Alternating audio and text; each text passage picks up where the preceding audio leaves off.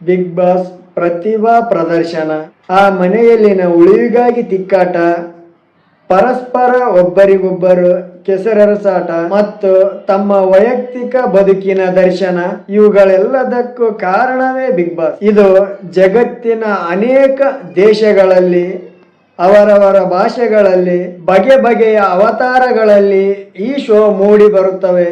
ಈ big boss ಎನ್ನುವ ಪರಿಕಲ್ಪನೆಯ ರೂವಾರಿ ಡಚ್ನ ಜಾನ್ ಡಿ ಮೊಲ್ಲಾ ಅವರು 1997ರಲ್ಲಿ ನೆದರ್ಲ್ಯಾಂಡಿನ ವೆರೋನಿಕಾ ವಾಹಿನಿಯಲ್ಲಿ ಮೊದಲ ಬಾರಿಗೆ ಪ್ರಸಾರಗೊಂಡ ಈತನು ತಯಾರಿಸಿದ ಬಿಗ್ ಬ್ರದರ್ ಎಂಬ ರಿಯಾಲಿಟಿ ಶೋ ಪ್ರಸಾರವಾಯಿತು ಮೊಟ್ಟ ಮೊದಲ ಬಾರಿಗೆ. ಈಗ ಈ ಬಿಗ್ ಬಾಸಿನ ಜನಪ್ರಿಯತೆ ಎಷ್ಟಿದೆ ಎಂದರೆ ನಿಮಗಳಿಗೆಲ್ಲ ಗೊತ್ತಿರುವಂತೆ ನಮ್ಮ ದೇಶ ಒಂದರಲ್ಲೇ 4 ಭಾಷೆಗಳಲ್ಲಿ ಈ ಕಾರ್ಯಕ್ರಮ ಪ್ರಸಾರವಾಗುತ್ತದೆ.